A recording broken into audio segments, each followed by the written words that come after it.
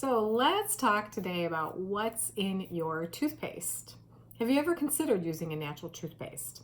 Or maybe you've kind of just said no, thank you to that because you were not about to sacrifice whiteness for wellness.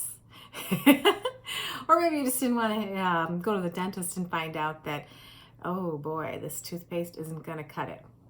Well, I'm going to tell you that I have been using an all-natural toothpaste from Young Living, and I've been doing it for 6 years, and my teeth have literally never been better. I used to have a lot of problems as a kid. I have a lot of fillings in my mouth, and I was constantly getting cavities. I don't really know what the problem was, but I just know I have a mouthful of metal. And as I got older, it's like there wasn't, what else can you fill? But what was happening was I was getting decay under the cavities and having to have them, or under the fillings, I should say, and I had to have them drilled out and then, dug around. That's fun, isn't it? And then filled again. But since I switched to a better toothpaste, in all natural one, I haven't had that since. So I'm pretty pumped about that. My gums are great. I'm complimented often on the condition of my gums, and they have very little plaque. So I would say that my natural toothpaste from the Young Living Thieves one that I've been using has been doing a really good job.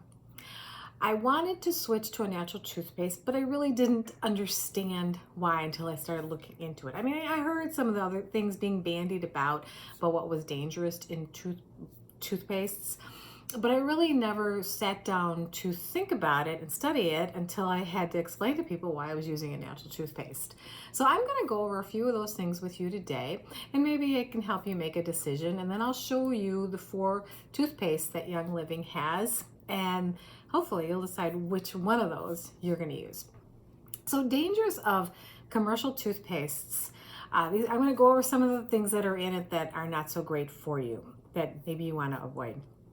And one of the things that you've probably heard a lot about is triclosan. Triclosan is being removed from many toothpastes, but it's not out of all of them yet. It's something you want to look for. It was put in there as a preservative. I mean, it's kind of an area that you leave it open, you rub your toothbrush against it, some germs can get in there. But it was doing more harm than good. And believe it or not, using that much triclosan, or having that much of it in your mouth, was leading to some antibiotic resistance, which is something that we were getting away from in this country, but this past year, that's come around full circle. People are all of a sudden going back to killing every germ, using highly antibacterial stuff again. Not good. That's not going to prove to be our friend. We need some bacteria. Our bodies know how to fight off these germs. Okay, triclosan is also a known endocrine disruptor, so that's going to mess with your hormones, thyroid, pituitary, and more. And triclosan is a carcinogen. 2 other products that are in there were for the foaming fizzy effect. One of them is SLSs, which is sodium lauryl sulfates, and the other has a nickname of DEA. Not really sure what that is short for. SLSs cause the suds in the foaming, or the suds, I should say, the bubbles. And DEAs are going to be the fizzy foaming. Both of them are just optical illusions. They're not really scrubbing your teeth any harder. However, if you are scrubbing your teeth too hard and you are using chemicals and other agents that are too hard on your teeth, you're going to start wearing off the dentin and the enamel. Our teeth are not pots and pans. They're not boards that you're trying to scrub clean, or clothing that you're trying to scrub clean. They shouldn't be, at least. The harder you work on scrubbing that off, the harder you are on your teeth, and you are going to start wearing down the enamel and the dentin, and you're going to open the door up to even more problems later on. Another popular product in almost every toothpaste out there is some form of a sweetener. We do that so that we enjoy the experience as much as we can. You want to like the taste of your toothpaste. Some sweeteners, very few, are good for you. Xylitol is about the only one I know of that actually has some health benefits. An all-natural stevia is safe for you. It's not going to harm you. But there are some icky artificial sweeteners out there that cause the problems that artificial sweeteners do. We don't want that. You don't need that on your teeth, not you or your children. Another popular product in many self-care, natural wellness products, or not wellness, I'm sorry, another popular product in everyday, daily care products is propylene glycol. And that is a no-no. You want to start looking for that on your list of ingredients wherever you go.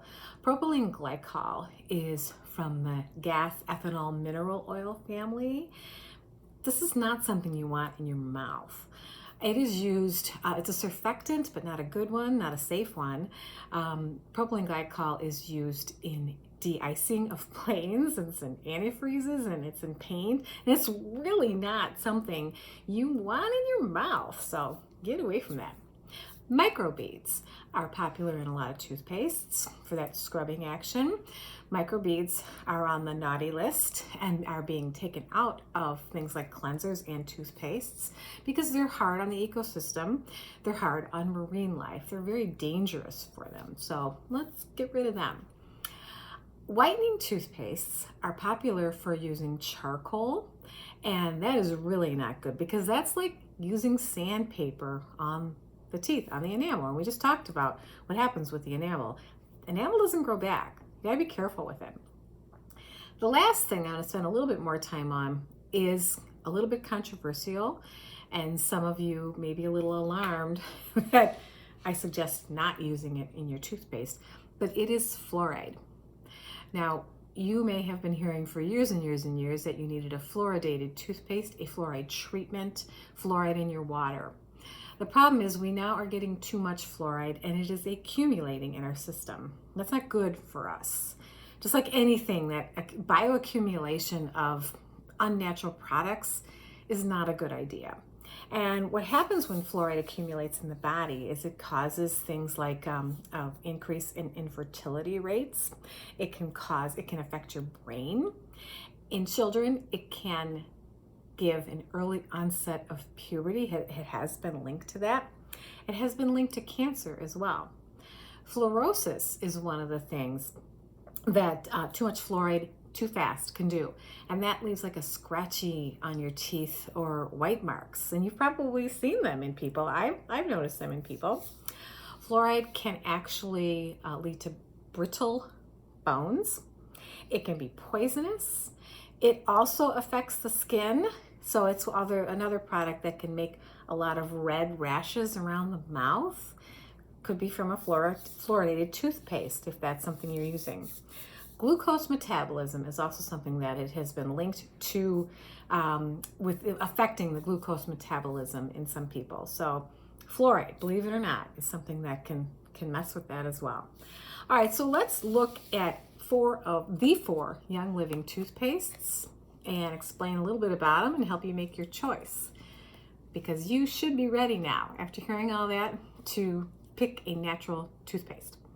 All right, so these are the four. They're this one here, this little one, it actually does come in two sizes. This is the travel size, and this is my favorite one of them all. This is the Aroma Bright toothpaste. It's a brightening toothpaste. It has a really nice flavor.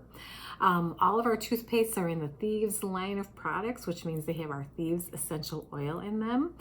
And honestly, from at least 3 of the 4 of these, taste preference is pretty much it. So they'll have different varying oils in each one. Aroma Bright, like I said, has been my favorite. And sometimes I would add a little bit of an orange essential oil to this for some whitening boosting. But it's a lovely product. Been using it for years. Great results at the dentist. It comes in 2 different sizes. This is a travel size. It also comes in the big one. All right, then another one. We have these 2. They are both called Dentarome. One is called Dentarome Ultra, and the other is called Dentarome Plus. These aren't as sweet as the Aroma Bright, but some people like that a little better. Dentarome Ultra is the one that has the xylitol in it. Actually, 3 of the 4 of these have xylitol in it as its sweetener, but Dentarome Plus does not. And I'm gonna throw the readers on just to make sure I got that Right. So this one here does not, yes, it does not have the xylitol. So this is actually the one that I will use on my dog. I like to use this as my dog's toothpaste. She hates it, but no dog likes to have their teeth brushed. But it does not have the xylitol in it. Xylitol is very unsafe for dogs. Dentron Ultra has the xylitol in it. Both of these, as I said, aren't as sweet, but they're also good for, if you've ever had Melissa Pepping's books with the DIY recipes in it, there's one in there for an all-natural deodorant, and these are popular choices for our all-natural deodorant. Some people just use a little bit of the toothpaste under there as their deodorant if they're trying to get away from commercial deodorants. I hear it works pretty well. I've never used just the toothpaste, but I have made a natural DIY deodorant and I've been using that forever. I have very good success with that. I don't stink at all. All right, so the last one I want to talk about is our Thieves Whitening Toothpaste. This is our newest toothpaste. This is kind of a tooth polish, but it doesn't have that charcoal in it. It has peptin. I'll look at me with the readers again. Perlite. It has perlite in it. So I like this one. All of these, if you've noticed on the others, they have lemons on them, but this one has an orange on the label because it already has the orange essential oil in it. It has other natural polishing compounds in it. It'll actually feel like the polish that your dental hygienist will use, but it doesn't have the harsh ingredients in it that other whitening toothpastes have that cause that nerve sensitivity. If you have ever tried those and you go outside in the winter and that cold and the wind hits your teeth hurt. I had to stop using them because of that. And this was before I knew the dangers. I didn't realize I was using charcoal. I didn't know charcoal, sandpaper practically on my teeth. Now that I know, I definitely don't want to go back to those. This does work really well for whitening the teeth. I like to use this one kind of like the dentist do, where, the hygienist, where you're sort of polishing the teeth.